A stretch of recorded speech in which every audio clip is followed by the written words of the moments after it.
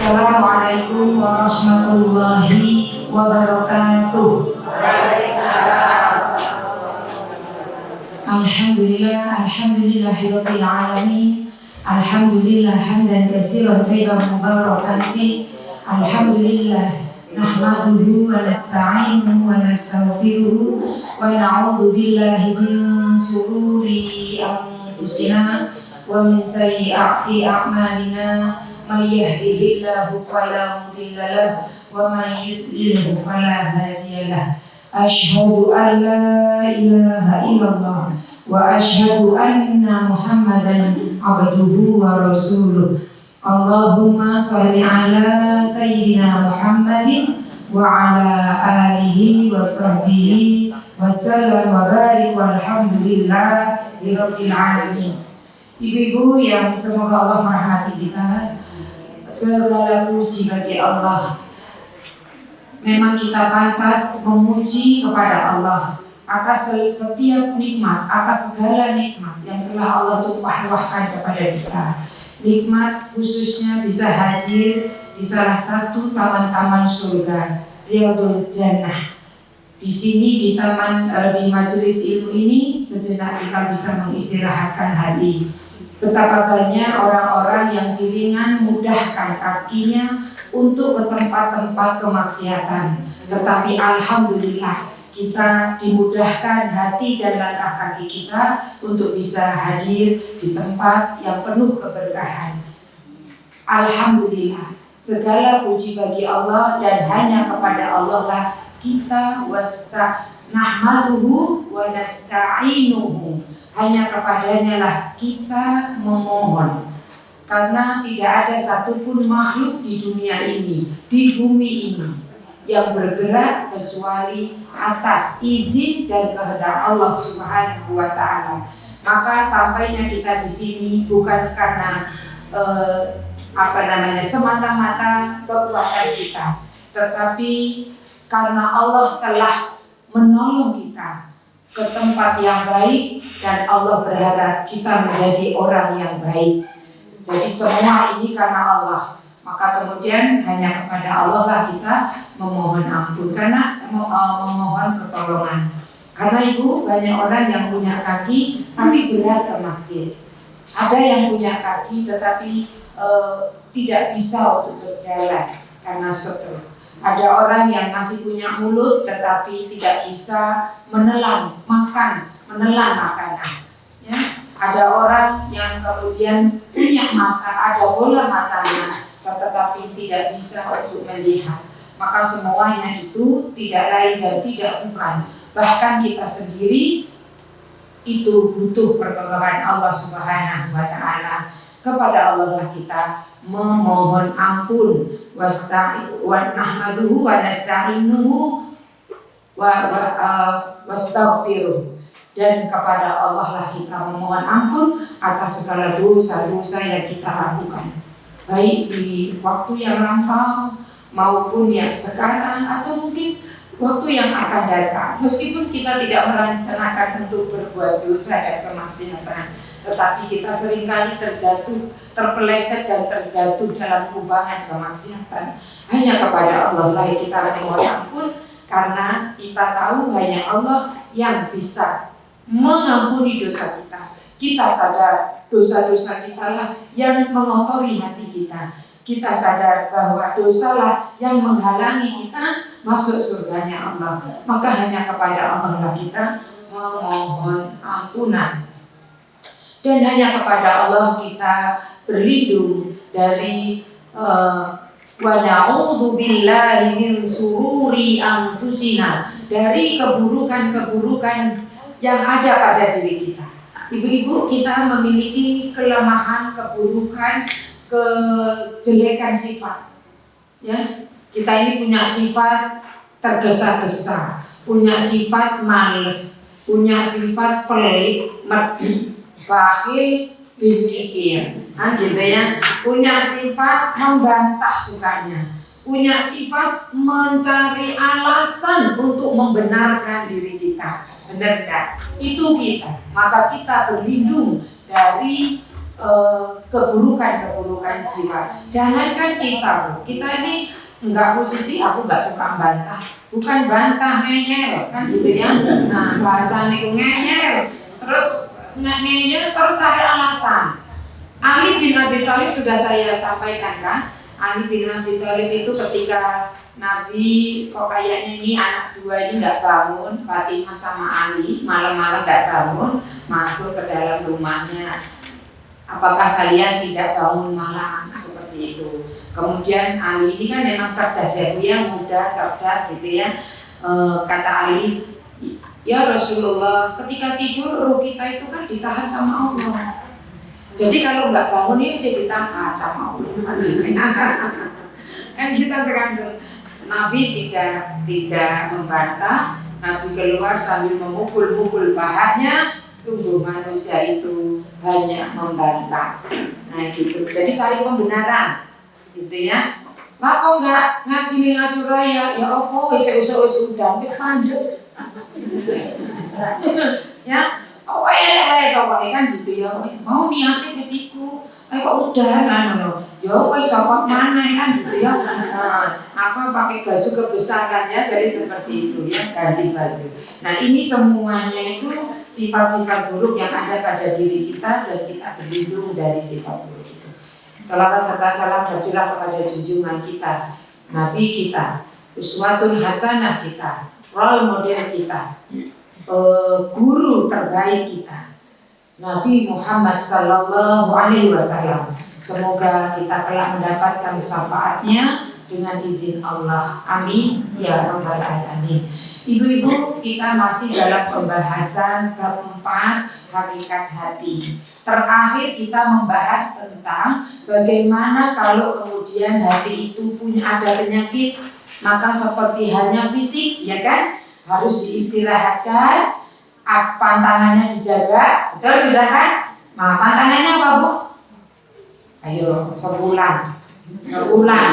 Nah, apa pantangannya? Kalau agar hati kita yang punya penyakit biar bisa sembuh dari penyakit hati, kotoran hati, pantangannya apa? Pantangannya itu menjauhi hal-hal atau pintu-pintu yang membuka kita jatuh kepada kemaksiatan dan dosa. Terus saya sampaikan tentang 4 racun itu. Nah, jadi jangan sampai ketika hati kita sudah sakit, lalu kemudian banyak bicara, banyak memandang, banyak makan, banyak bergaul. Wong hati tidak sakit ini jadi racun. Apalagi hatinya sudah ada penyakit, racun tinggal nah gitu ya. Nah, dia udah tinggal usaha jadi kolbun mayit kan gitu. Maka kemudian dihindarilah 4 racun itu sebagai salah satu sesuatu yang harus menjadi pantangan bagi orang-orang yang ingin membersihkan hatinya. Lalu kemudian seperti halnya fisik, disuruh istirahat, kasih tahu pantangannya, lalu dikasih resep. Resep itu isinya obat, ya. Resep itu isinya obat, jenis obat, lalu kemudian kadang juga vitamin, atau kemudian mungkin nutrisi-nutrisi yang harus dikonsumsi supaya bisa menguatkan tubuhnya. Hati juga gitu. Resepnya ada obatnya istighfar dan taubat. Nutrisinya kemarin sudah kita bahas. Apapun nutrisi hati, zikir ya. Zikir disendirikan boleh, kemudian nanti membaca Quran disendirikan boleh, tetapi sebetulnya sama saja. Jadi zikir itu dalam rangka mengingat Allah. Kemarin sudah disebutkan macam-macam zikir. Nah, jadi nanti yang membaca Quran itu masuk zikir. Nanti istighfar itu juga nanti masuk doa itu. Istighfar sama doa nanti sendiri, sholawat ada sendiri. Jadi nanti resepnya obatnya hati itu obat, zikir, istighfar, lalu banyak sholawat, ya, banyak sholawat, banyak istighfar, banyak zikir, banyak berdoa. Nah, ini maka kemarin satu yang sudah kita sampaikan tentang zikir, di mana zikir ini adalah obat kerasnya hati. Ya, jadi dengan berzikir akan melembutkan hati, dengan berzikir hati yang keras itu menjadi lembut. Ya, seperti kita bahas bahwa ketika hati lembut mudah menerima nasihat, mudah menerima seruan, mudah menerima perintah Allah untuk beramal, maka dia akan mudah beramal seperti itu. Oke, ini sudah selesai zikir dan keutamaannya. Sekarang obat kedua istighfar. Ya, istighfar belum? Istighfar sudah belum? Belum dibahas kan? Oke. Jadi istighfar ini adalah permohonan ampun kita, ya, permohonan ampun kita yang dimana istighfar itu bermakna perlindungan, ya, perlindungan dari keburukan dosa disertai pengampunan. Kenapa definisinya itu? Karena istighfar itu dari kata kata dasarnya itu ghafaro gitu Bu ya, ghafaro. Nanti muncullah maghfirah, istighfar gitu ya. Ghafaro itu artinya menutup dan melindungi. Ya, istighfar itu menutup dan melindungi secara bahasa. Menutup apa? Kita minta kepada Allah aib-aib dosa kita itu ditutup biar orang lain itu enggak tahu. Terutama nanti di akhirat, ya. Terus kemudian perlindungan ketika kita istighfar, maka kemudian berharap Allah memberikan perlindungan kepada kita. Ya, jadi itu. Jadi maknanya kenapa kok bermakna perlindungan dari segala keburukan dosa, kemaksiatan disertai pengampunan. Ya, jadi seperti itu.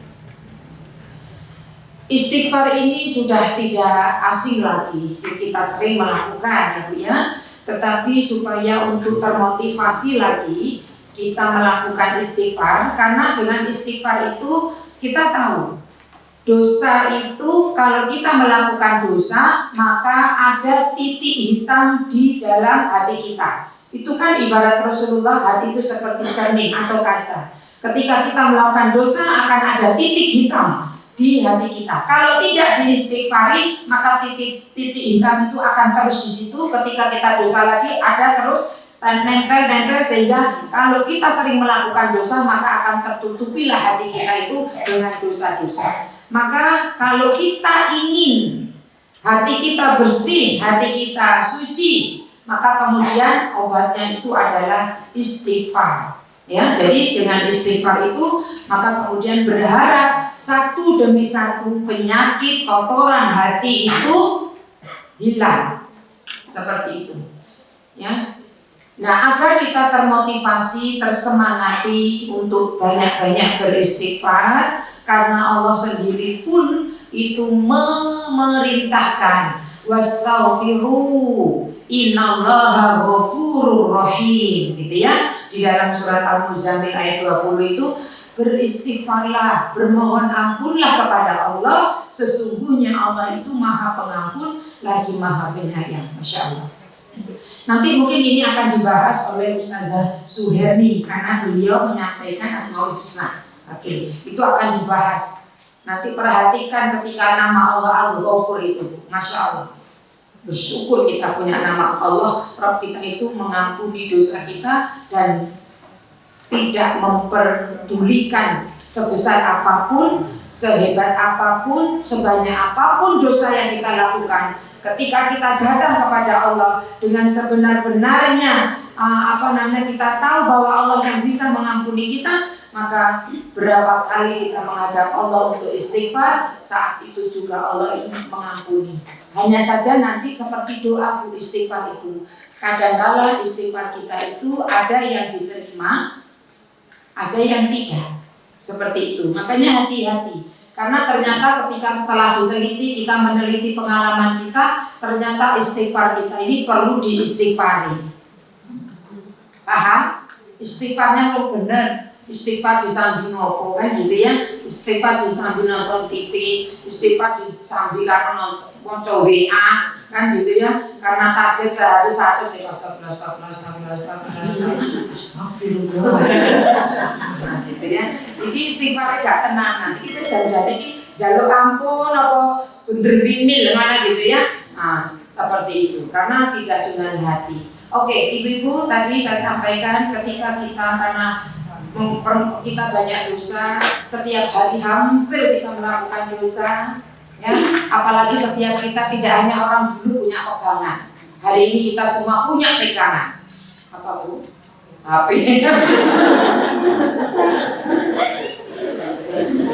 Oh, siapa tahu kumpulnya kok angin tinggal, enek pegangan kan gitu. Biasanya kan orang-orang pinter zaman dulu yang punya pegangan. Sekarang semua orang hampir punya pegangan. Nah, HP wis gak lali. Coba kalau saya suruh tunjukkan semua, siapa yang gak bawa HP? Siapa yang gak bawa HP? Loh, tau gak orang tau? Iya, HP dia pegangan ya. Nah, ketinggalan HP-nya itu lebih gelisah daripada ketinggalan anaknya lo bojone. Nah iya, sampai aku iso nyusul, ngono aneh. Dan HP parani mulai maneh kan gitu ya. Jadi dia bahaya dengan itu. Jadi makanya untuk memotivasi kita, apalagi punya HP Bu, setiap hari pasti kita melakukan kemaksiatan, minimal kesia-siaan. Me time. Pas mau ngaji wis teng 2 tempat. Ya wis ngurusi anak sih leren sih wis. Enak ya Allah gitu ya. Yang dilihat juga nggak tahu kayak apa. Oke, maka kita di sini akan menyampaikan sebagaimana zikir agar termotivasi zikir, keutamaannya banyak, istighfar ini juga keutamaannya banyak, ya. Maka hari ini kita akan menyampaikan tentang keutamaan istighfar. Oke, yang pertama, melapangkan semua kesusahan dan mendatangkan rezeki. Aku wis istighfar Bu Siti, ini kok koyoke sempit ae uripku iki kan gitu ya. Kurang akeh berarti istighfar ya. Seperti itu. Maka kemudian ya, yang pertama apa? Melapangkan segala kesulitan atau kesusahan dan mendatangkan rezeki. Ya, karena Rasulullah sendiri yang bersabda, barang siapa yang memperbanyak istighfar, niscaya Allah akan memberi jalan keluar bagi setiap kesedihannya, dari setiap permasalahannya, kelapangan untuk setiap kesempitannya, dan rezeki dari arah yang tidak disangka-sangka. Jadi Rasulullah ini dan siapa lagi yang perkataannya lebih baik gitu ya dari kalangan manusia kecuali baginda Rasulullah Shallallahu Alaihi Wasallam. Dan bagaimana kemudian Imam Ahmad ya, ini yang meriwayatkan hadis riwayat Ahmad ya. Imam Ahmad itu bagaimana beliau bercerita suatu hari itu seperti nggak tahu, kayak moro-moro tiba-tiba itu harus keluar, tetapi dia sebetulnya enggak pengen, tapi kayak ada energi, ada sesuatu yang menginginkan dia itu suruh keluar gitu aja, keluar rumah dan berjalan. Dia sendiri nggak tahu kemana arahnya. Imam Ahmad ini ya, insyaallah Imam Ahmad Hanbal bin Hanbal. Beliau kemudian berjalan sampailah ke sebuah masjid, dia sholat di sana, ya surau gitu ya waktu dulu. Karena dulu itu belum ada media sosial, jadi imam besar ini tidak banyak diketahui. Berarti ini berjalannya itu sudah jauh. Berjalannya sudah jauh. Ya berjalan aja gitu. Nggak tahu kenapa gitu. Lalu ketika mau istirahat sejenak di musola, di surau, di masjid, kalau kita sekarang itu, maka diusir sama marbot takmirnya. Keluar gitu. Ini nggak tahu kalau ini imam besar pada saat itu. Masya Allah ya, imam besar. Lalu kemudian adalah seorang penjual roti yang kemudian melihat peristiwa itu, maka dia menyuruhnya di sini, tinggallah di sini, di rumahku. seperti itu. Maka tinggallah dia di situ, bermalam di situ. Lalu Imam Ahmad ini melihat aktivitas orang penjual roti itu, setiap dia mulai nih istighfar, motong-motong roti istighfar, kemudian masak roti istighfar terus. Terus Imam Ahmad ini tergeliti untuk bertanya. Sebetulnya tahu Imam Ahmad, artinya tahu itu keutamaan istighfar itu tahu. Tetapi kemudian beliau berkata, apa yang engkau dapatkan dari kebiasaanmu yang aku lihat itu nggak semua orang melakukannya. Artinya setiap aktivitasmu kamu lisanmu tidak berhenti dengan istighfar. Maka orang ini mengatakan, Alhamdulillah dengan istighfarku yang setiap kali istighfar Allah memberikan kelapangan dan memberikan solusi dari setiap permasalahanku. Cuman satu sih yang belum aku pengen ini, tapi Allah belum kasih. Apa gitu katanya. Aku ingin bertemu dengan Imam Ahmad. Masya Allah. Jadi orang soleh ulama besar ini diperjalankan oleh Allah sampai dia diusir-usir untuk memenuhi keinginan seseorang yang dia membiasakan melazimi istighfar. Bayangkan, sebanyak istighfar saja Bu, di berkendaraan, ketika dalam duduk kita, ngomong anak kita, masak gitu. Astagfirullah gitu ya. Jadi seperti itu. Maka Allah akan bukakan jalan keluar dari setiap permasalahan. Kita keinginan apa? Masya Allah, Masya Allah. Madunen teh. Yogo wis atuku. Belum beli sudah dibawain orang madu. Dan tidak pernah berhenti. Ini wis orang teh enek. Masya Allah. Saya kadang cuma gini, ya Allah kau terlalu baik. Aku gak ada apa-apanya. Kau terlalu baik. Jadi seperti itu. Jadi istighfar, banyaklah istighfar. Apapun masalahnya, jawabannya banyak-banyaklah istighfar. Karena inilah juga nasihat ulama ketika ditanya, datang permasalahannya apa? Rezeki, pulanglah banyak-banyak istighfar. Datang lagi orang lain, apa masalahnya? Belum punya anak, pulanglah banyak-banyaklah minta ampun kepada Allah. Apalagi datang belum punya jodoh, pulang cari jodoh gak? Itu banyak istighfar kan, jadi seperti itu. Maka kemudian apapun permasalahannya, keutamaan istighfar yang pertama itu adalah akan memberikan jalan keluar, kemudahan, kelapangan dari setiap kesusahan dan mendatangkan rezeki dari tempat yang tidak disangka-sangka. Pertama, ya. Maka mudah-mudahan kita termotivasi untuk banyak-banyak istighfar. Ya, apalagi di sepertiga malam. Siapa yang istighfar, kata Allah, aku ampuni. Karena tidak semua istighfar kita diampuni. Umar bahkan bilang gini, ketika Umar itu kan ahli surga, dijamin surga ya Bu ya, dijamin surga. Dan kita tahulah Umar kayak apa gitu ya. Nabi pun sering mengatakan artinya sudah ada melihat surganya Umar gitu ya. Tetapi Umar ketika setelah ditusuk sampai tembus, darah bercucuran dan nanti akhirnya beliau meninggal seperti itu, sampai pingsan kekurangan darah seperti itu. Sahabat-sahabat memotivasi, engkau orang baik, orang luar biasa ini. Sudah, aku ini bukan siapa-siapa. Seandainya satu istighfarku diterima oleh Allah, sudah cukup bagiku. Bayangkan, istighfar, ya Allah ampuni dosaku, berarti kan diampuni dosa-dosanya. Kata Umar, sudah cukuplah. Ketika apa yang aku istighfar dan apa yang aku lakukan diterima satu saja, sudah cukup bagiku. Nah, bahaya diri gak oke melakukan ya, istighfar gak oke, tapi ngerasa nyaman-aman dari istighfar. Kan piro 2000 kan gitu ya, kayak wis kayak ahli surga kayaknya ya kan gitu ya. Nah ini Masya Allah Umar itu begitu luar biasanya ya. Maka kita contoh orang-orang soleh terdahulu, Abu Bakar, apalagi contoh terbaik kita itu Rasulullah SAW sehari minimal 70 atau 100 kali ya. Wah kayak anakku 2000 anjing dosane awake dhewe oke kan gitu ya. Wong Nabi gak di dosa wae istighfar ono ya bahasane. Terjaga maksum. Itu masih istighfar. Nah, awake dhewe oke dosane, kok metu sebab dosa ya kan gitu ya. Nah, jadi seperti itu.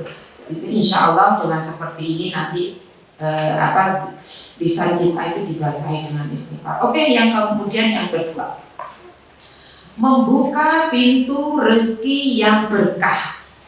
Kalau yang pertama tadi dapat rezeki dari tempat yang tidak disangka-sangka, maka yang kedua ini membuka pintu rezeki yang barokah.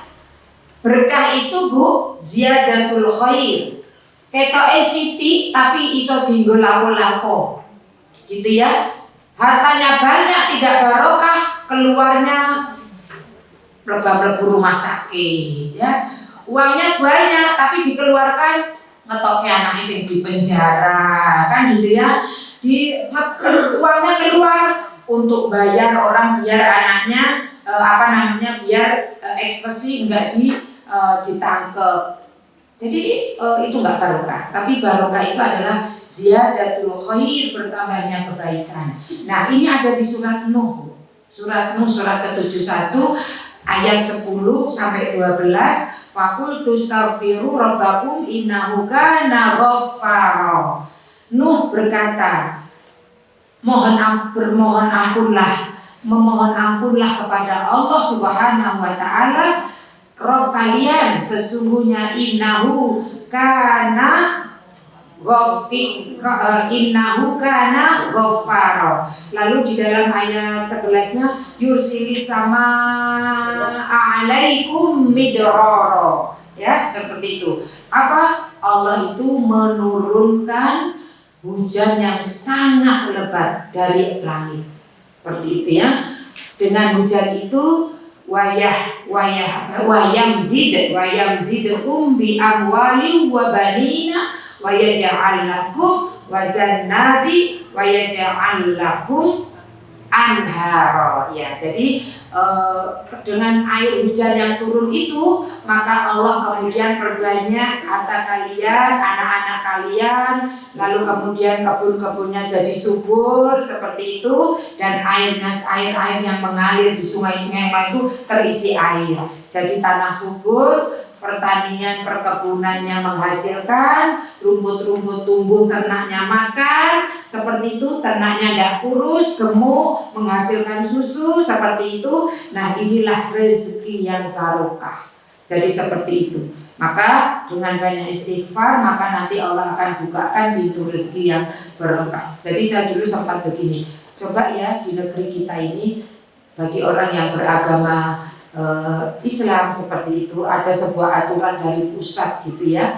Jadi ada waktu istighfar, waktu istighfar. Kita ini sebetulnya sudah dalam agama ini sudah setiap saat suruh istighfar. Tapi kalau urung sing ngirok penguasa gitu ya hari ini gitu itu ya misalnya enggak melakukan semua, enggak boleh itu istighfar pada saat misalkan maghrib sampai isya atau ditentukan seperti itu. Ya Allah, saya bayangkan kita ini menjadi negeri yang gemah ripah loh jenawi seperti itu ya.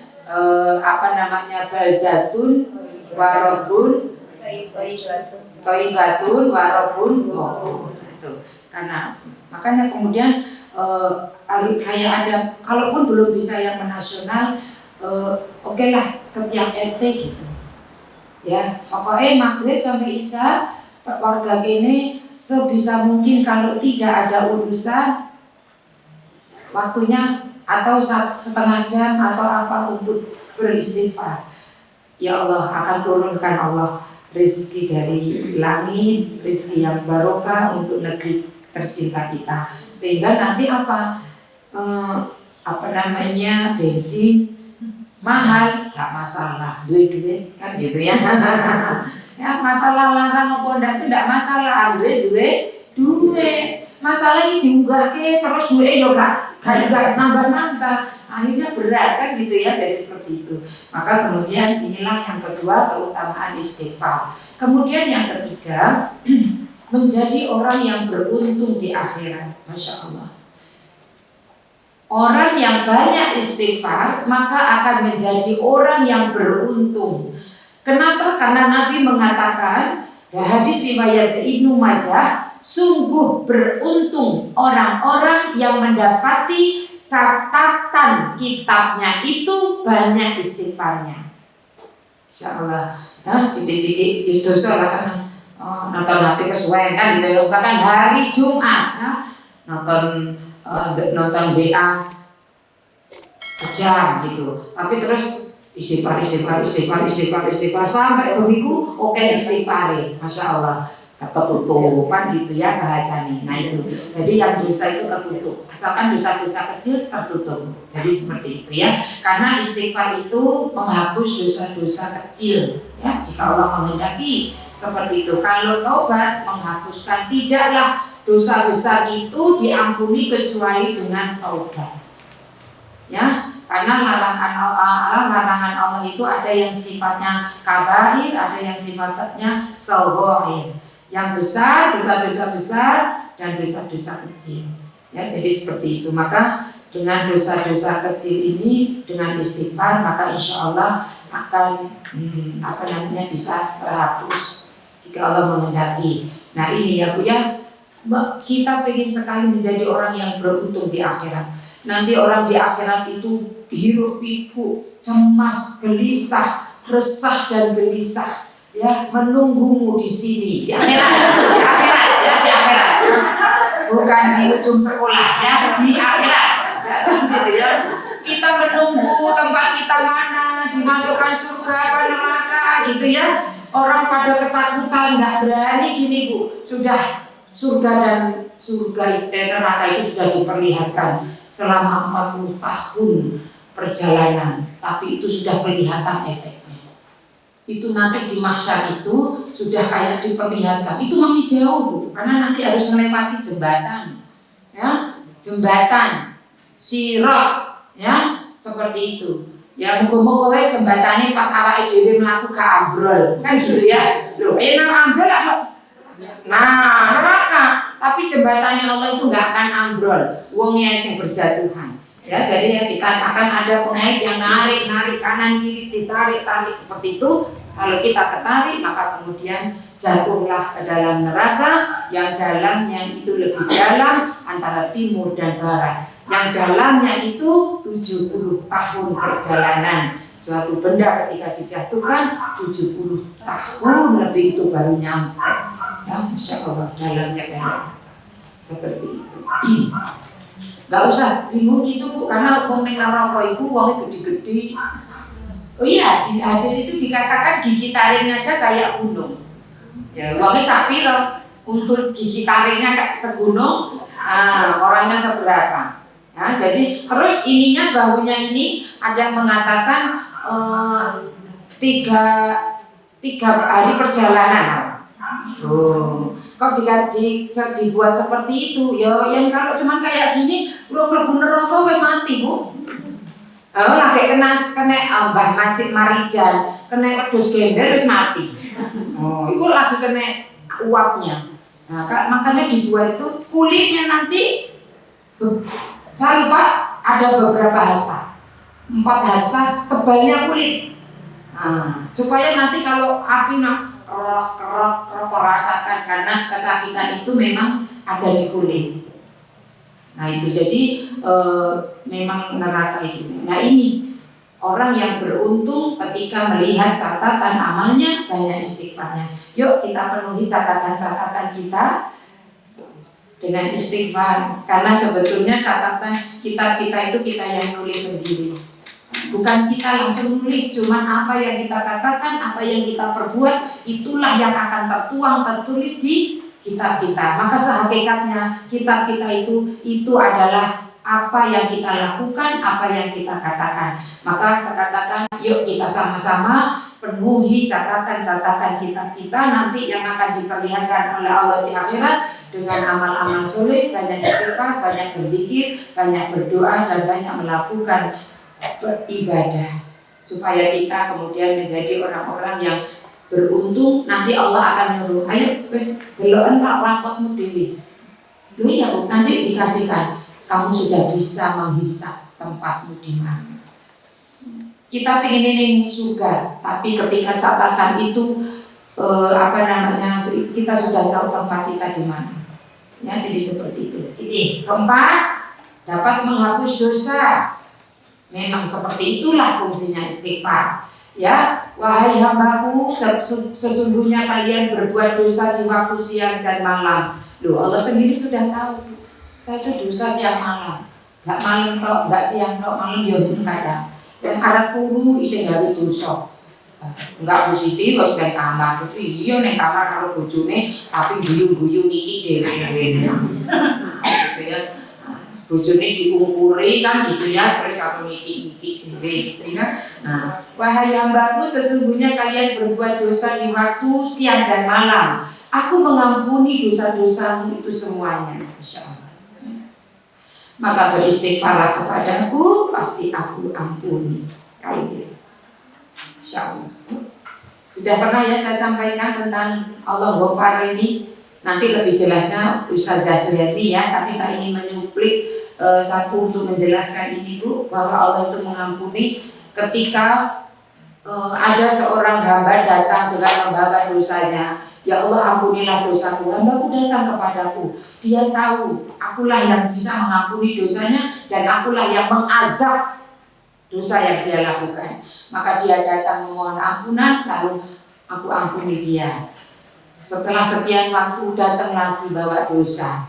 Ya Allah ampuni dosaku, hanya Engkau yang bisa mengampuni. Perkataannya sama Allah. Hambaku tahu, hambaku ini akulah yang bisa menghapus dosa dia dan mengazab dosanya. Maka aku ampuni dia. Berapa waktu lagi? Datang lagi. Kan gitu ya. Dengan perkataan yang sama seperti itu datang lagi. Lalu kalau gini terus kan nggak ada ya Bu ya hadisnya. Maka Nabi Allah mengatakan ini hadis qudsi, wahai hambaku terserah wes ya mau pos gitu ya. Ini bahasa saya serahmu. Asal kau ketika kau melakukan kemaksiatan dan kau melakukan dosa, lalu ingat kau kepadaku, kau datang kepadaku untuk memohon ampun, maka aku ampuni engkau. Ya bayangkan, ini kan kita bolak balik ya. Hari ini nesu anak marah-marahin anak kan gitu ya. Astagfirullah ya Allah, astagfirullah ya Allah. Lagi ngaji 3 iro kan gitu ya. Awan wis nyeneni anaknya kan gitu ya. Sesuk ya Allah ampuni. Nah, sesuk meneh gawe mangkel meneh. Istighfar kata Allah, tak ampuni kalau kamu tahu bahwa akulah yang bisa mengampuni dosa. Oke, ini yang keempat. Yang kelima, dapat perlindungan, melindungi dari azab Allah. Ya, Masya Allah. Banyak-banyaklah istighfar Bu, agar kemudian kita terlindungi dari azab Allah. Karena istighfar itu tadi di awal saya sampaikan artinya melindungi. Mikfar itu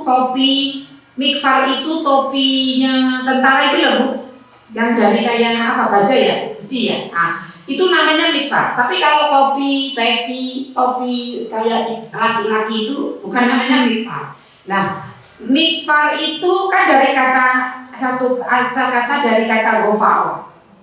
Nah, artinya topinya tentara itu tidak hanya kemudian dia menutup, tetapi dia punya fungsi melindungi. Jadi istighfar itu punya fungsi melindungi. Maka ketika kita banyak beristighfar, maka kita akan terlindungi dari azab Allah. Surat Al-Anfal ayat 33. Allah tidak akan menghukum mereka selama engkau Muhammad berada di antara mereka. Dan tidak pula Allah akan menghukum mereka sedang mereka masih memohon ampun. Betul ya Bu ya? Al-Anfal 33. Surat 8 ayat 33. Makanya ketika kemudian hari ini ada seorang yang masalah gitu ya Bu ya. Mas, saya juga ketika datang konsultasi gitu, maka saya pertama kali Bu istighfar ya. Istighfar ini boleh jadi karena dosa-dosa yang kita lakukan. Terus ada hubungannya tidak baik dengan orang tua, tidak, saya bilang gitu. Kalau tidak ada ataupun ada, maka perbaiki hubungan kepada orang tua dan minta banyak-banyaklah minta maaf kepada orang tua. Ya, kenapa? Karena ridho Allah itu ada pada ridho orang tua. Seperti itu. Nanti baru dikasih ini Bu, banyak ibadah, dekatkan diri kepada Allah, tetap berbuat baik seperti itu, banyak beramal soleh seperti itu, berdoa seperti itu. Jadi pertama itu ya istighfar. Karena apa? Surat An-Nisa ayat 79 itu, kebajikan apapun yang kau terima faminallah, dari Allah, dan keburukan apapun yang kau alami, musibah apapun yang kau alami, maka itu datang dari dirimu sendiri. Jadi ketika ada musibah yang tidak nyaman, tidak mengenakan, maka koreksi, introspeksi diri, kata Allah, itu dari dirimu sendiri. Lalu kalau misalkan kayak Nabi itu orang baik tapi kok diuji. Kalau orang baik itu ujian untuk mengangkat derajat. Dan kita kalau dikehendaki baik oleh Allah Subhanahu wa taala akan dikasih dua-duanya. Kalau orang baik tetap kasih ujian, kalau orang banyak dosanya tetap dikasih ujian dalam bentuk hukuman. Tapi kalau ibu datang kepada kita, kepada ibu sebuah masalah, sebuah musibah, maka kita begini, oh semoga ini menjadi penggugur dosa. Tapi kalau ada orang lain yang mendapatkan musibah, maka husnuzonlah, semoga Allah mengangkat derajatnya di orang lain. Ojo diwali. Lain, enek wong sakit koncone 10 tahun, haduh dosane kakean iki, kudu diresiki nganggo air panas, direndemi sebulan kan gitu ya. Bukan gitu. Kalau ada orang lain yang mendapatkan musibah, maka husnuzonlah bahwa itu ujian untuk mengangkat derajatnya. Tapi kalau untuk kita, itu kita ini untuk menggugurkan dosa agar tidak muncul ujub kita. Nah, kita dikasih ujian. Memang cuman aku yang kuat. Wong liya gak bakale kuat. Cuman aku yang kuat. Oh ya, rajanya harus naik level. Akhirnya ada di ujung kan gitu ya. Maka untuk menggugurkan dosa, ya maka kemudian inilah istighfar itu dapat melindungi dari azab Allah. Sebetulnya Bu, ketika kita dikasih musibah, ini musibah kecil saja di dunia. Karena Allah ingin menyelamatkan kita, musibah yang paling besar, musibah di akhirat. Panasnya api dunia itu membakar. Sudah membakar, sudah panas, sudah menyakitkan. Tetapi panasnya api neraka itu 70 kali panasnya api di dunia. Bayangkan. Makanya di sana itu pokoknya lebih sakit. Makanya Allah wis di sini saja, dientek-entekin nang kene dosane. Digugurkan di sini dengan apa caranya? Kadang kesandung, kadang kelilipan, kadang tiba kemudian kesleo, kadang patah, kadang pegel-pegel, kadang kesel, kadang ya Allah disakiti orang. Sakit sih, tapi kenapa harus memaafkan kan gitu ya. Itu judul baru. Ya, itu coming soon, kapan ya gitu ya. Itu jadi ini yang kelima, yang keenam, amalan para nabi yang mulia. Jadi amalan para nabi itu banyak istighfar. Ya, wahai sekalian manusia, bertobatlah kepada Allah, karena aku selalu bertobat kepada Allah sehari 100 kali. Ini lagi ya. Oke, ini masih banyak lagi keutamaan istighfar, tetapi ini saja yang bisa disampaikan. Kita menuju ke doa. Ada yang ditanyakan enggak tentang istighfar? Sayyidul istighfar, ibu-ibu saya yakin sudah hafal. Ya kan? Nah, gimana? Ayo dibaca ya, dibaca bareng-bareng ya. Apa?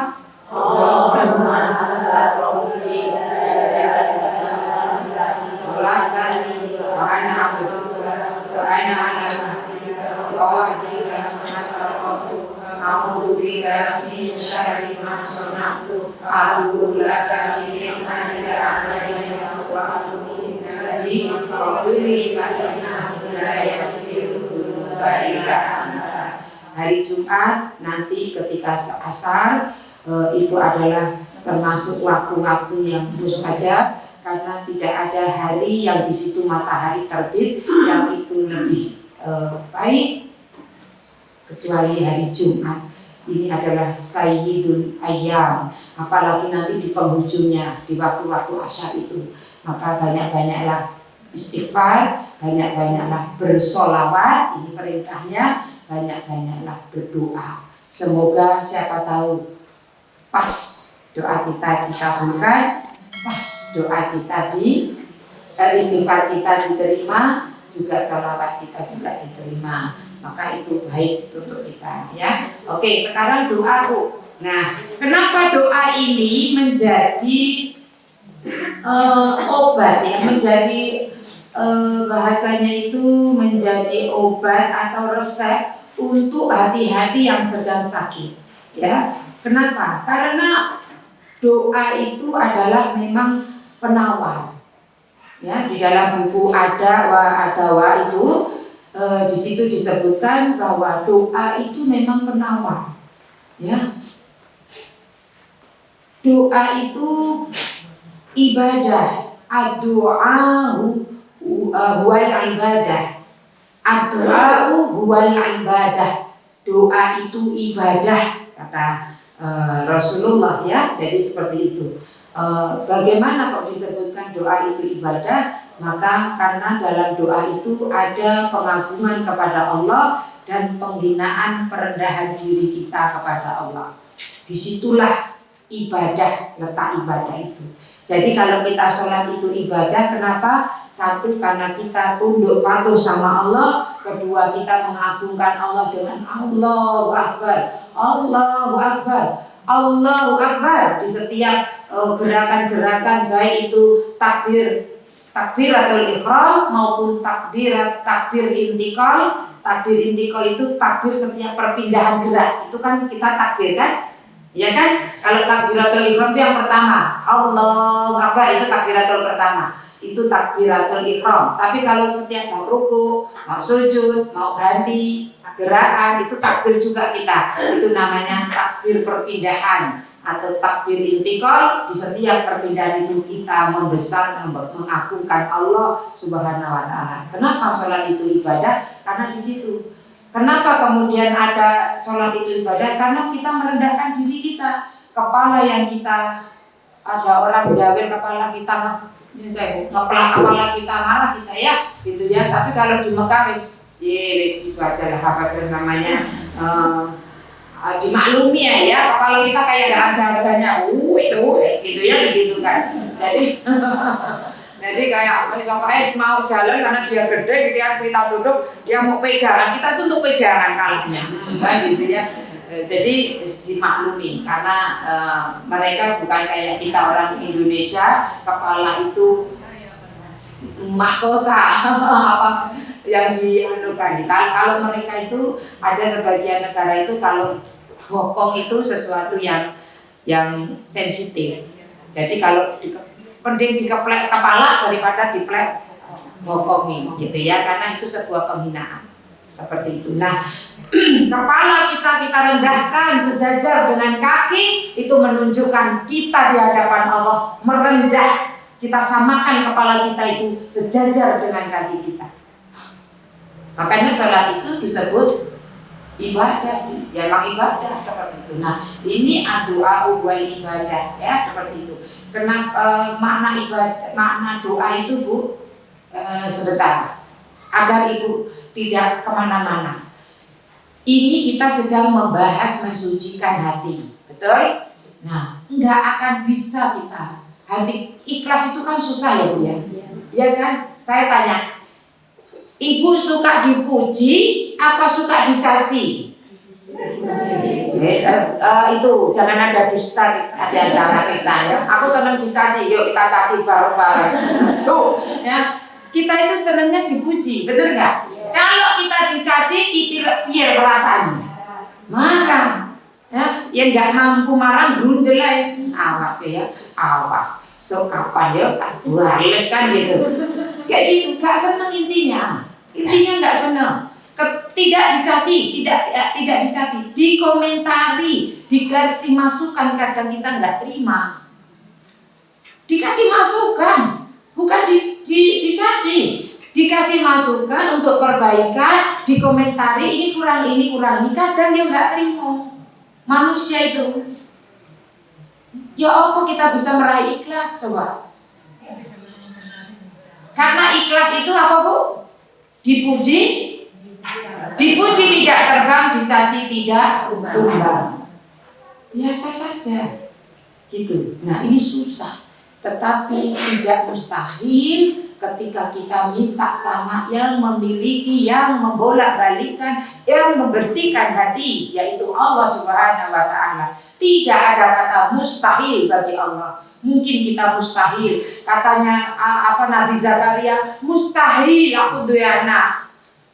Tapi Zakaria itu minta sama Allah karena melihat sendiri ketika dia ngurusi sepupunya apa ponakannya ya, Maryam itu. Nah, jadi itu dikasih makan. Loh, kok bisa naik makan? Sekolah dari Allah. Padahal Maryam nggak kemana-mana. Ketika itu buah itu harusnya keluar musim panas, tapi ketika musim dingin itu, ketika musim dingin buah itu ada. Katanya Maryam, ini dari Rohku Tuhanku. Dari situlah Nabi Zakaria itu tidak ada yang mustahil. Ya, bahkan ibunda Maryam itu bisa punya anak tanpa sentuhan seorang laki-laki. Ya, nama aja nggak usah kayak ngono itu Bu, nggak mesti sentuhan gitu ya. Nggak ada kalau disebutkan kejadian masa lampau, disebutkan orangnya, maka hanya terjadi pada orang itu, tidak akan terjadi pada yang lainnya. Tapi kalau tidak disebutkan seperti Fir'aun itu bukan nama, Fir'aun itu gelar. Maka akan terjadi cerita kisah itu akan terus berulang. Ya, nanti kayak Ashabul Kahfi tidak disebutkan orangnya Bu, sekelompok orang, jumlahnya juga masih ada perdebatan. Nah seperti itu, 5, 7, 9, 3, perdebatan. Maka ini nanti akan berulang. Seperti itu, akan berulang. Maka yang kemudian sesuatu yang tidak disebutkan orangnya, maka kemudian dia bisa akan berulang. Tapi kalau sudah disebutkan, pakem hanya untuk orang itu. Maryam sekarang ngaku dua anak, gak disentuh, wis hoax itu ya. Jadi gak usah dipercaya kan gitu ya. Maka pasti ada disentuhnya seperti itu. Nah melihat tidak ada yang mustahil bagi Allah, maka kemudian Nabi Zakaria pun memohon kepada Allah, minta dikaruniai anak.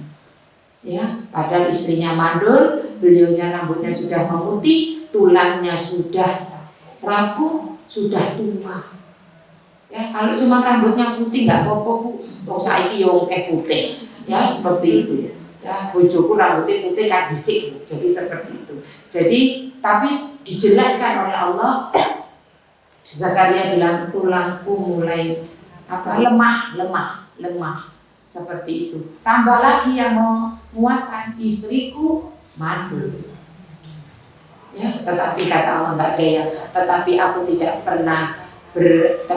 pernah kecewa memohon kepadamu. Jadi berdoa. Berdoa ini selain dia doa huwal ibadah. Jadi tidak ada yang mustahil bagi Allah untuk kemudian menjadikan hati kita itu hati yang bersih. Ya, walaupun enggak sama kayak Nabi Muhammad, wis pokoknya mirip-mirip lah ya, KW levelnya di bawah, tapi menuju ke arah sana. Seperti itu ya. Maka ini, kemudian doa itu senjatanya orang Muslim. Ini kan disebutkan seperti itu. Maka mengamali senjata itu ya harus pertama kali digunakan. Tapi seringkali itu kita lupa. Kalau sudah kemana-mana mentok lagi dongo. Nah itu, jenenge senjata itu ya yang pertama dipakai untuk kemudian meminta pertolongan seperti itu. Kita ini Bu, walaupun mau ikhtiar, konsultasi dulu sama Allah supaya ikhtiar kita dimudahkan. Urusannya dimudahkan. Tidak kita kadang bingung sih, dokter teleponnya ini kan gitu ya. Boleh utang bingung sopo ya telepon sopo sih bisa kira-kira diutangi, bingung kan gitu, metuan gitu, tak tekani wis kan gitu ya. Wis kesel sampai omah kan gitu lagi terus tak tunggu wae ngono ya. Namanya senjata itu pertama. Ibu mau ke dokter, ya Allah, aku mau ikhtiar karena aku masih seorang hamba. Aku ini hamba, ranahku berdoa dan ikhtiar. Ya Allah, aku memohon kepadamu, ya Allah, aku akan berikhtiar. Mudahkan ikhtiarku, ya Allah. Seperti itu. Nah, berdoa dan berikanlah jalan keluar dari apa yang aku ikhtiarkan ini. Dimudahkan, ya. Apa yang mustahil bagi Allah, seperti itu ya. Jadi ini doa itu senjata atau bentengnya orang muslim, seperti itu. Nah, doa ini juga Bu bisa merubah takdir loh, masya Allah. Tidaklah sesuai takdir itu tidak bisa dirubah kecuali dengan doa, seperti itu. Ya, ini Umar mengatakan begitu. Walaupun sudah tertulis kalau Allah mau ganti kan terserah Allah. Kita juga nggak ngerti tulisan takdir kita itu apa. Jadi kita itu disuruh ikhtiar, berdoa seperti itu. Maka akan kemudian yang tadinya koyok-koyok ini tiba-tiba nggak ngono, tiba-tiba nggak ini, tiba-tiba ngono, kan gitu. Nah inilah kemudian kata di saat zamannya Nabi Musa, ini menjadi contoh saja kalau kemudian doa itu bisa menolak takdir, ya. Jadi ketika ada seorang perempuan tua datang kepada Nabi Musa, wahai Rasulullah, wahai Kalimullah, orang yang diajak berbicara oleh Allah. Aku mau minta kepadamu, doakan aku agar punya anak. Ini orang sudah tua. Lalu kemudian Nabi Musa kan bisa ngomong ya langsung sama Allah, ya Bu ya. Ya Allah, ini orang tua minta didoakan. Kata Allah, orang tua itu takdirnya nggak punya anak. Tolonglah, kan gitu. Akhirnya beliau pulang. Tapi setiap pulang itu irhamna ya Allah, ya Rahman irhamna. Engkau yang maha penuh kasih, penuh sayang. Aku tidak pernah lelah, tidak pernah kecewa, tidak pernah kemudian ragu berdoa kepadamu ya Allah. Setiap hari setelah pulang dari Nabi Musa, dia berdoa terus sepanjang jalan dan di rumah terus itu. Berapa pekan, berapa masa kemudian datang lagi. Wahai Rasul Allah, tolonglah doakan aku biar punya anak. Aku gak punya anak ini, kan gitu. Loh, misalkan Dani mbah kan gitu ya, bahasanya wong Malang. Gak takdirnya gak duwe anak. Ya opo sih sampean itu kan kayaknya wis rene kan gitu. Terus pulanglah doa terus. Kemudian berapa lama kemudian datang bawa bayi. Mbah, putune sapa, Mbah? Gitu ya. Ini bahasa saya loh ya Bu ya, ini bahasa saya. Mbah, putune sapa, Mbah? Putu anakku. Loh kan gitu loh. Masa Mbah mau takdirnya gak enak anak? Nabi Musa bertanya sama Allah. Ya Allah, katanya orang tadi gak punya anak takdirnya. Lah kok moro-moro bawa anak ini kan gitu. Kok punya anak? Kata Allah gini. Allah berkata, dia gak pernah lelah berhenti. Dia tidak pernah bosan meminta kepadaku. Dan aku gak iso. Hambaku kok ngerengek, ngemis terus gitu. Takei tolak takdir. Juga ada ya hadis ketika seorang hamba itu berdoa dengan mengangkat tangan, maka Allah malu ketika dia menurunkan kok belum tak kasih apa yang dia minta. Itu. Jadi ini Bu. Jadi Allah itu terserah Allah mau merubah catatannya, mau merubah tulisannya, terserah Allah. Allah itu yang menciptakan, Allah itu yang punya kuasa, Allah itu yang punya kehendak. Jadi terserah Allah, dan Allah yang maha mengetahui. Jadi terserah Allah. Cuman kita ini kan memang dirahasiakan. Cuman dari cerita kisah pada zaman Nabi Musa itu Allah langsung berkata kepada Nabi Musa tentang seorang wanita tua yang ingin punya anak, itu menjadikan bahwa Allah kalau menginginkan doa itu bisa merubah. Cuman kita itu kadang tergesa-gesa, sudah kecapean doa lalu berhenti, ya wis. Seperti menyiram tanaman, disiram kok enggak tumbuh-tumbuh, enggak berbuah-buah. Orang ini sudah capek, sudah wis, kok enggak itu kesel aku dibiarkan. Jadilah dia tertabrak. Jadi kita kadang punya sifat tergesa-gesa. Salah satunya tergesa-gesa ketika berdoa. Dandang, ya, dandang gitu. Satset yang kerja apik, gitu ya. Dan pengen satset doa, plong saiki kene terus kemudian dikabulkan, itu yang kemudian terserah Allah. Tetapi yakinlah bahwa setiap doa kita itu akan dikabulkan, ya. Jadi dengan 3 cara Allah gitu ya. Oke, ini Bu. Jadi satu lagi, kenapa kemudian doa ini menjadi sesuatu yang jadi obat bagi penyakit-penyakit hati, orang-orang yang ada penyakit di dalam hatinya, karena doa ini adalah ibadah yang paling baik, ya. Jadi doa itu adalah ibadah yang paling bahasanya itu doa itu ibadah yang memiliki kedudukan yang sangat mulia di sisi Allah, ya. Seorang ulama pun begitu. Ketika mengatakan, ketika aku pikir-pikirkan, sholat itu ibadah luar biasa, haji ibadah luar biasa, tetapi ketika dikatakan doa huwal ibadah, maka doa itu adalah ibadah yang memiliki kedudukan yang mulia. Kenapa? Karena semuanya, kita bisa sholat, bisa haji, bisa berbuat baik, bisa ngaji, bisa hadir di sini, semuanya itu karena doa dan pertolongan Allah Subhanahu wa Ta'ala. Jadi kita bisa mewujudkan semuanya itu dengan minta sama Allah. Iya karena berdua, iya sama sekali. Jadi seolah-olah ya Allah, hanya kepadamu aku ibadah, sholat, puasa, zakat, umroh, haji, ngaji, birrul walidain. Tetapi ya Allah, itu tidak bisa kami lakukan. Wa iyyaka nasta'in, dan hanya kepadamu aku minta pertolongan supaya bisa melakukan ibadah itu. Bukankah Allahumma a'inni ala dzikrika wa syukrika wa husni ibadatik. Ya Allah, tolonglah aku agar bisa berzikir kepadamu, bersyukur kepadamu, dan melakukan ibadah yang terbaik.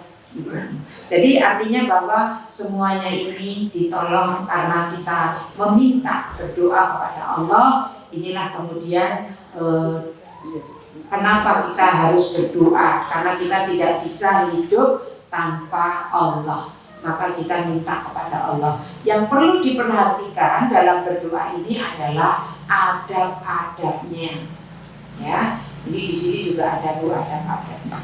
Nah ini kenapa kok doa kita mungkin belum lama, mungkin kita kurang memperhatikan adab-adab dalam berdoa, ya. Nah apa saja berdoa itu diperintahkan, ya. Ud'uni astajib lakum, berdoalah kepadaku, niscaya aku akan memperkenankan doamu, memperkenankan bagimu, seperti itu. Ya, apa adab-adab dalam berdoa ketika kita agar bisa meraih doa yang mustajab? 1, ikhlas, ya. Jadi ikhlas, maksudnya kita berdoa betul-betul memang karena Allah memerintahkan, karena kita butuh hanya kepada Allah, ya. Jadi seperti itu, dan karena kita ingin beribadah kepada Allah, ya, ikhlas. Jadi bukan karena orang lain gitu, ya, karena disuruh orang lain gitu, tetapi bukan karena orang lain, tetapi karena Allah. Mengikhlaskannya hanya bagi Allah semata, dan tidak menyekutukan Allah dalam berdoa. Ya, nggak boleh menyekutukan Allah dalam berdoa. Betul-betul kita itu karena Allah, butuh sama Allah, karena ingin melaksanakan perintah Allah. Kata Allah, minta sama aku, minta oh sama aku. Nah, Allah perintahkan gitu, maka kita melakukan perintah Allah itu dengan berdoa. Dan memang kita juga butuh sama Allah. Kenapa Allah nyuruh minta sama Allah? Kenapa Allah nyuruh kita minta sama Allah? Karena Allah itu nggak pernah bosan, Mas. Kalau ibu minta sama manusia, dijamin bosan manusia. Sekali, dua kali, ya, kalau minta tolong, dijamin 2 kali, 10 kali gitu aja sudah mulai roto. Iya ya. Ada orang mengetuk pintu ibu sudah 10 kali, mesti resen gak nilai apa, nilai duit, jadi ditulung, iki tak transfer gitu. Ke-12 kalinya ditelok ke jendela, dikunci, tutupin, close, tutup. Wongnya lagi lunga mana ya. Jadi nggak mau nemui karena aduh apa mana gitu ya. Tapi Allah nggak pernah bosan. Makanya Allah minta mau saja ke aku. Karena Allah nggak pernah bosan, aku nggak pernah bosan. Kadang malah kamu sendiri yang bosan untuk berdoa. Aku nggak pernah bosan. Bahkan ketika kita tidak mau berdoa, maka itu dianggap seperti tidak butuh kepada Allah. Dia orang yang sombong. Makanya kemudian aku, aduh nggak mau doa, wis izin kan gitu lah. Terus yang nggak doa kalau Allah terus harus sopo. Nah, ya kan harus sopo. Kadang ada ibu bertanya di dalam sebuah forum yang itu ya, saya itu kayak malu gitu loh Bu sama Allah. Jadi kayak mau berdoa itu kayak ya Allah malu gitu. Kalau lagi ini seperti ini, tapi pas ini minta gitu malu. Lah ya betul Bu. Lestarikan rasa malu itu kepada Allah. Memang kita harus malu sama Allah. Malu melakukan keburukan. Ketika ketika Allah melihat kita, ketika kita mau melakukan keburukan, malulah kita itu sama Allah ini. Sudah dikasih banyak nikmat, citik syukure kan gitu. Tetapi Bu kalau ibu nggak mau doa, terus ibu mau doa sama siapa? Saya bilang. Terus yang malu sama Allah menjadikan malu itu bukan untuk hal-hal yang baik, tetapi malu itu ketika kita malu kepada Allah itu ketika kita melakukan kemaksiatan, itulah malu yang benar. Ketika kita harus berbohong, ketika harus kita mencuri, malulah sama Allah, kan gitu ya. Akhirnya nggak jadi. Nah, terus mau sama siapa lagi berdoanya? Sama patung, kan gitu. Tidak bisa. Maka ikhlas karena Allah ya.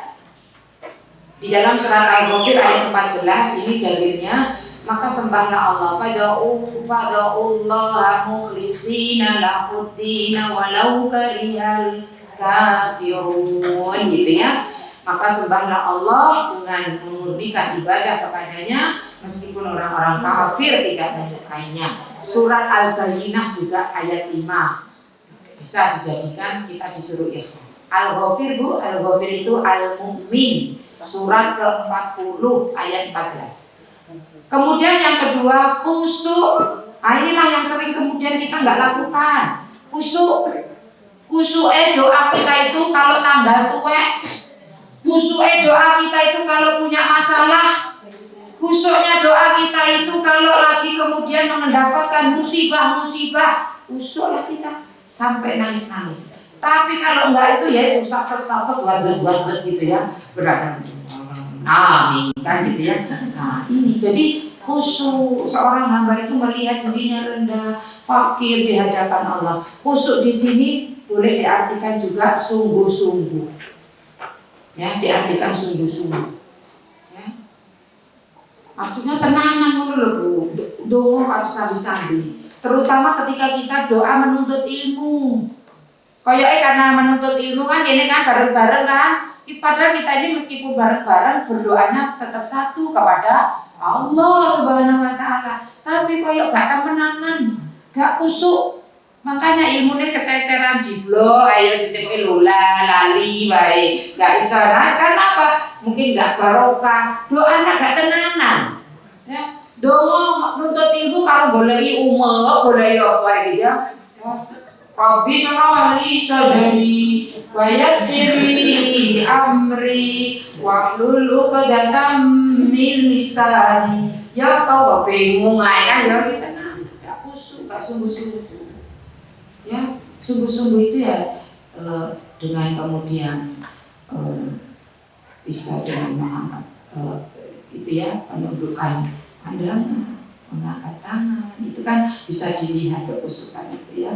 Kemudian juga bisa dengan nangis gitu, itu kan kayak orang tuh betul-betul minta gitu ya. Nah ini kan gitu. Nah ini di surat Al-Anbiya ayat 90. Wa yad'unana raghaban wa rahaban wa kanu lana khashi'in, dan mereka berdoa kepada kami dengan harap dan cemas. Nah, itu harap-harap cemas loh doa itu.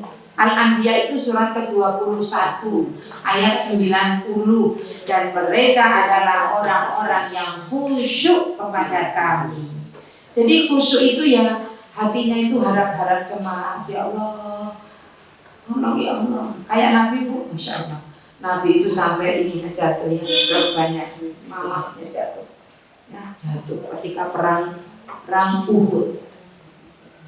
Perang Uhud ya, kalau nggak salah. Ya perang Uhud atau perang Badar ya, lupa. Perang Badar ya.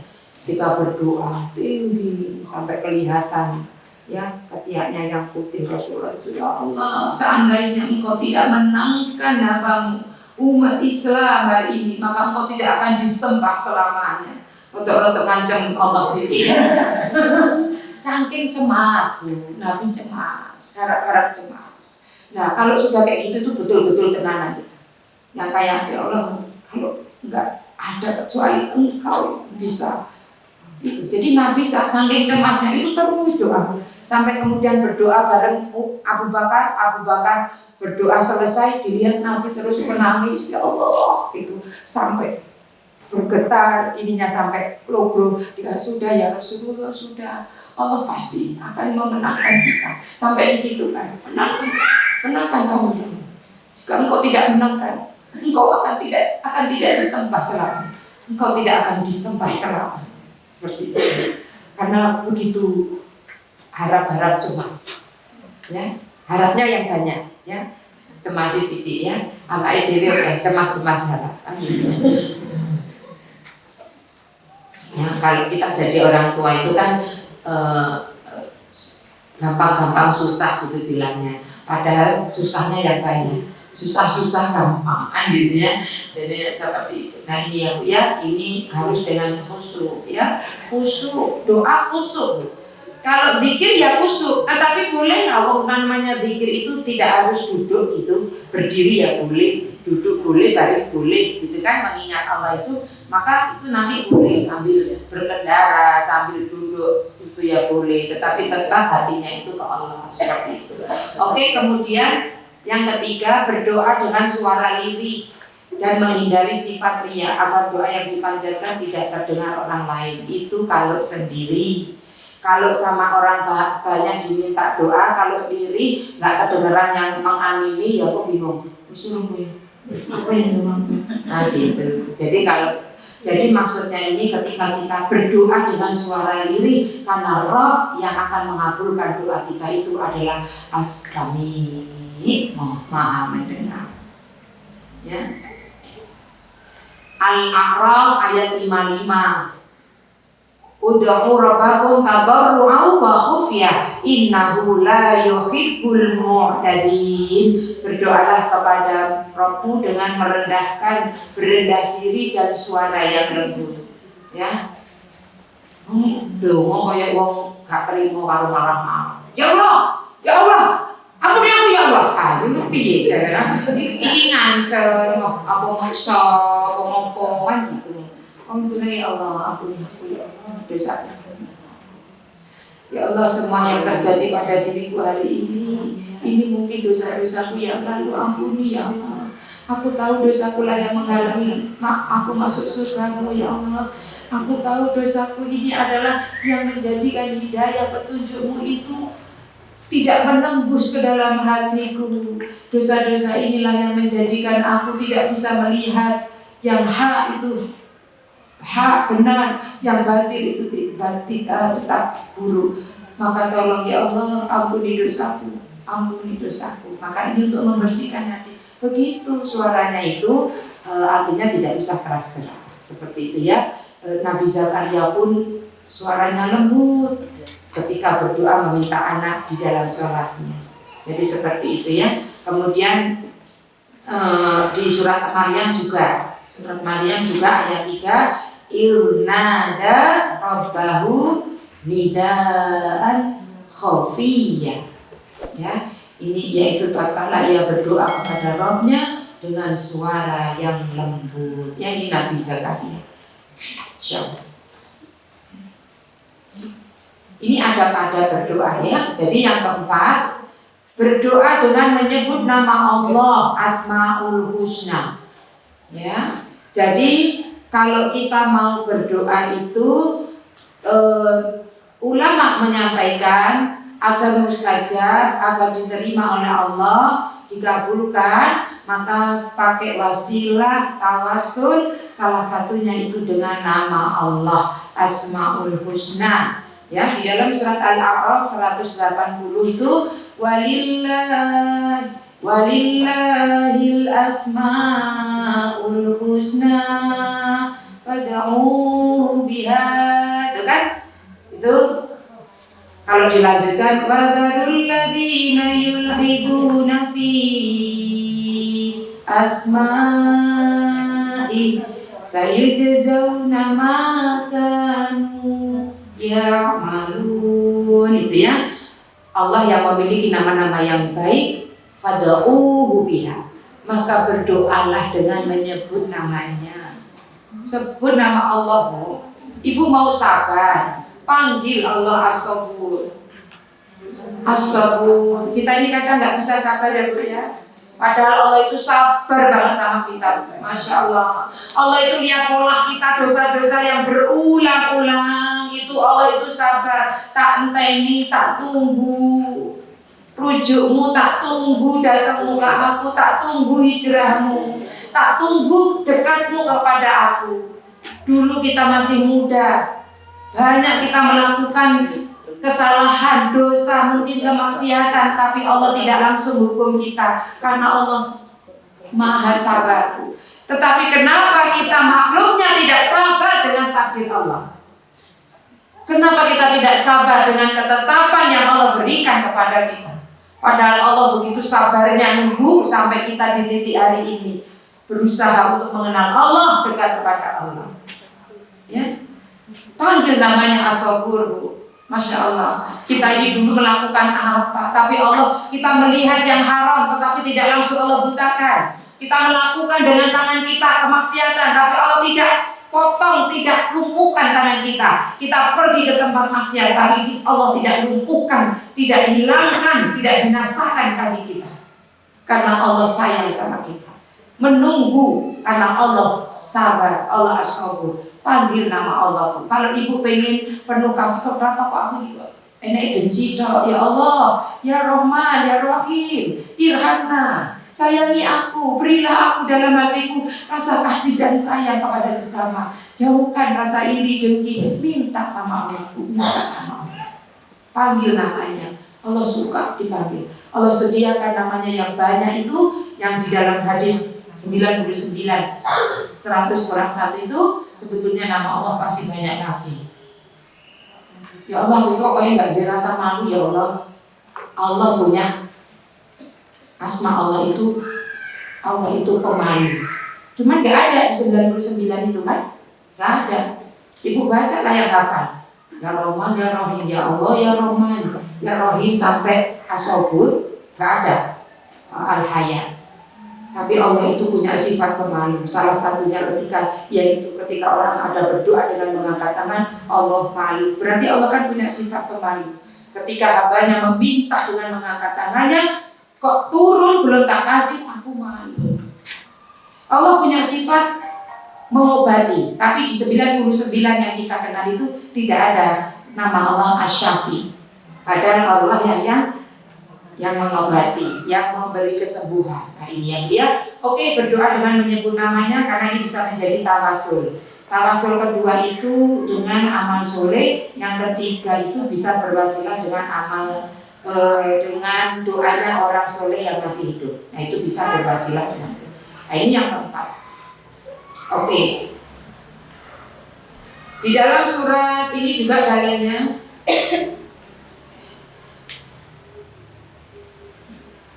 hadis, sungguh ia telah meminta kepada Allah dengan menyebut namanya yang sangat agung, yang jika ia meminta dengannya maka Allah akan memberi, dan jika ia berdoa dengannya pasti Allah akan mengabulkan. Jadi ada seorang laki-laki yang berdoa dengan menyebutkan nama Allah yang agung, lalu Nabi mendengar dia telah menyebut nama Allah yang agung. Ketika dia berdoa maka Allah akan memberinya. Artinya bahasanya Allah itu nggak akan nolak doanya karena dia telah berdoa dengan nama Allah yang agung.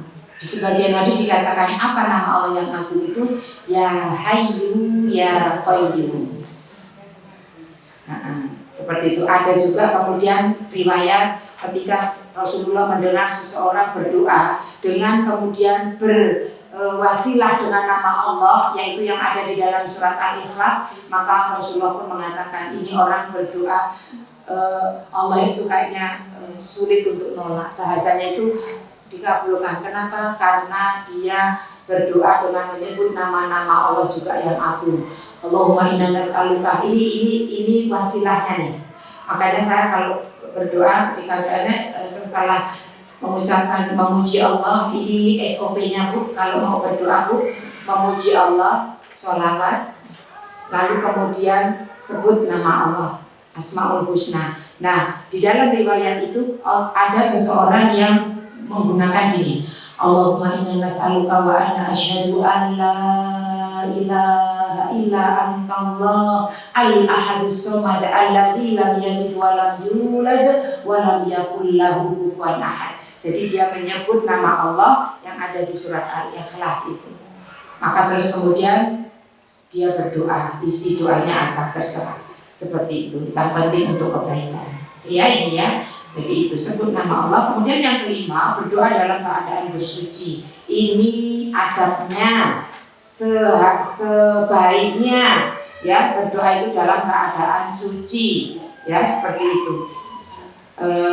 Dalilnya aku tidak suka berzikir kepada Allah kecuali dalam keadaan suci.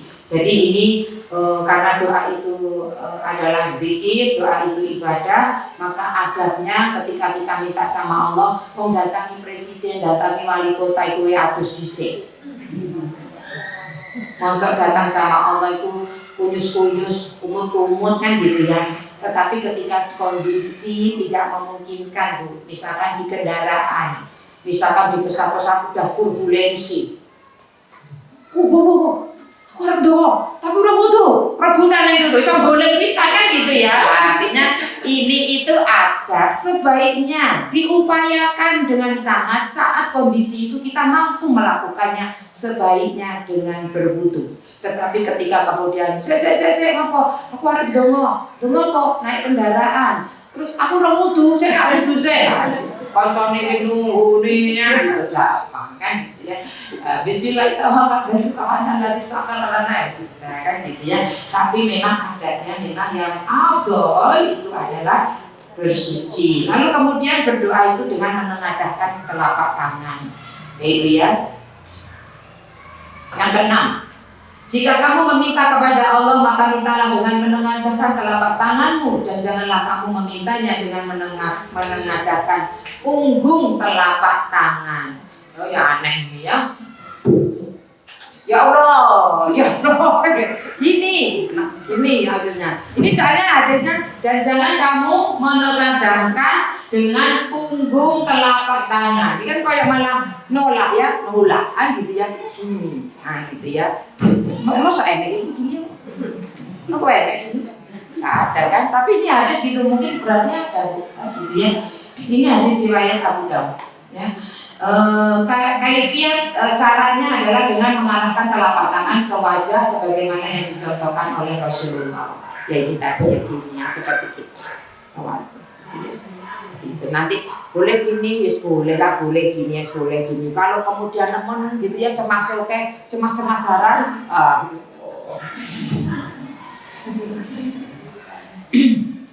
tidaklah seorang hamba mengangkat kedua tangannya hingga nampak ketiaknya lalu ia memohon suatu permohonan, melainkan pasti Allah mengabulkan permohonan itu.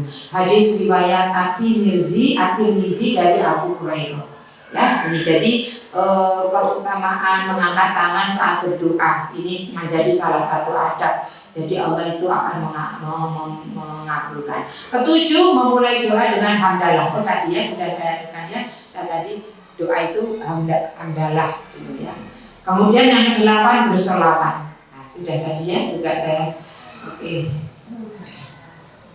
Jadi amali SOP-nya gitu Bu, memuji Allah, bersolawat, asmaul husna gitu ya. Oke, disunahkan menghadap kiblat. Banyak ini deh, tinggal 2 lagi. Berdoa di waktu-waktu yang mustajab.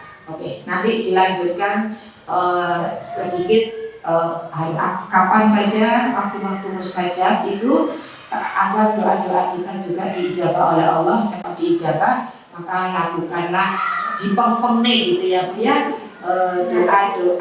Berdoa ketika waktu-waktu mustajab. Allah alam bisawab, waktunya sudah 9:30. Adakah yang ingin bertanya? Oh iya, enggak.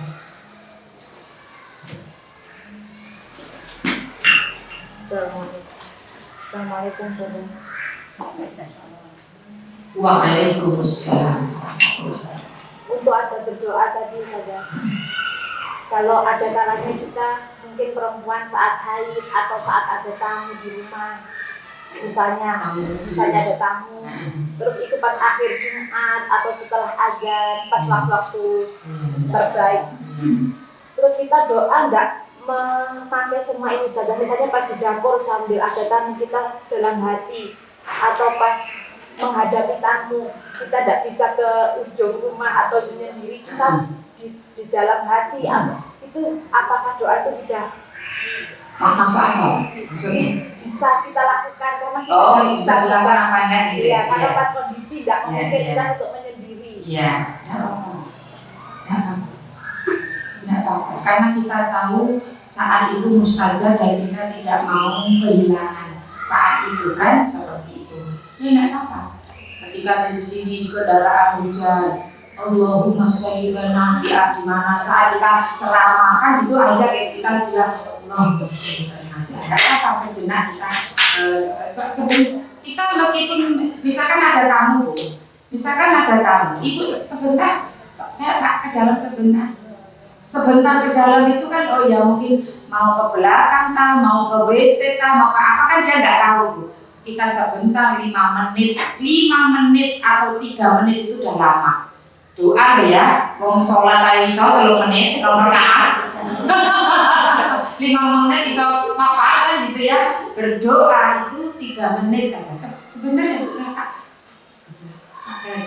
Sebentar. Oh jenjek. Nah di situ kita memang afdolnya itu.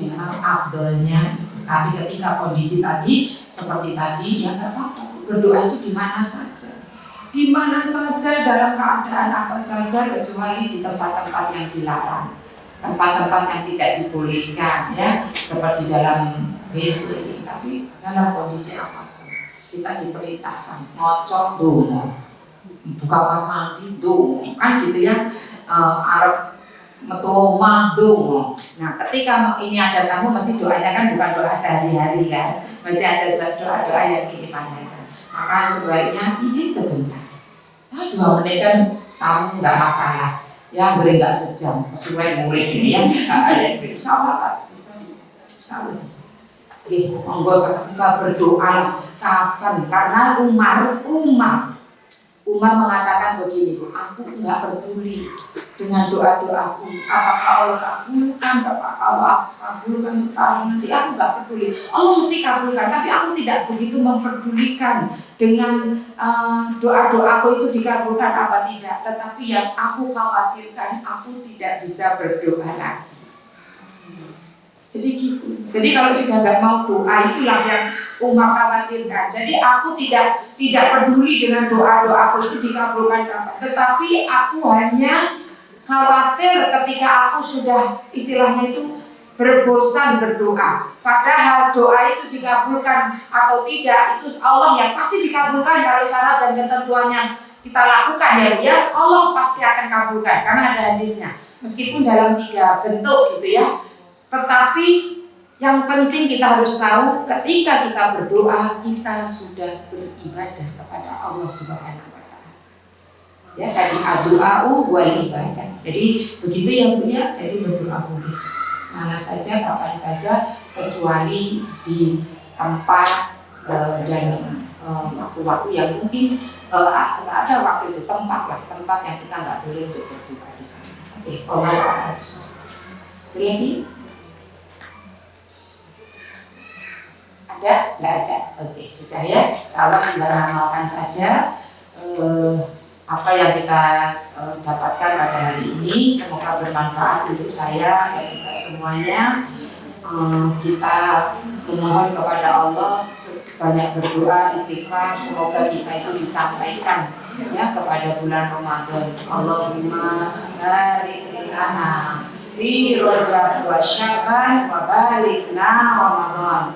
Ya Allah, berkahilah kami. Ya Allah, berkahilah kami, tambahkanlah kebaikan bagi kami di dalam bulan Rajab yang bulan haram ini. Dilipat gandakan semua amal-amal baik, jauhkan kami dari kemaksiatan dan dosa, karena ketika kami melakukan di bulan-bulan haram maka dosa itu pun akan dilipat gandakan. Berkahilah, jangan lupakan kami dengan bulan Sya'ban, karena bulan Sya'ban adalah bulan yang banyak dilupakan orang kata Rasulullah. Maka jangan lupakan kami dengan bulan Sya'ban dengan tetap melakukan ibadah. Dan balighna, Allahumma balighna Ramadan, sampaikan kami kepada bulan Ramadan. Allahumma salim lana Ramadan, ya Allah sampaikan kami kepada bulan Ramadan. Wassalim li Ramadan, dan sampaikan keutamaan Ramadan kepada kami ya Allah. Keutamaan Ramadan kepada kami sampaikan ya Allah. Malam Lailatul Qadar menghapus dosa kami, berlipat-lipat pahala yang akan kami berikan, kebahagiaan yang telah dijanjikan oleh Rasulullah bagi orang-orang yang berpuasa. Berikan keutamaan Ramadan dan keutamaan puasa kepada kami ya Allah. Wa tasallimna mutaqabbala, dan terimalah semua amal ibadah kami nanti di bulan Ramadan. Rabbana atina fid dunya hasanah wa fil akhirati hasanah wa qina adzabannar. Subhanallah.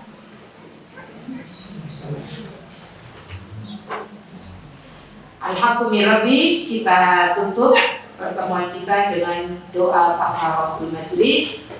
Subhanallahumma wa bihamdika asyhadu an la ilaha illa anta astaghfiruka wa atubu ilaik. Ila taufiq wal hidayah. Assalamualaikum warahmatullahi wabarakatuh.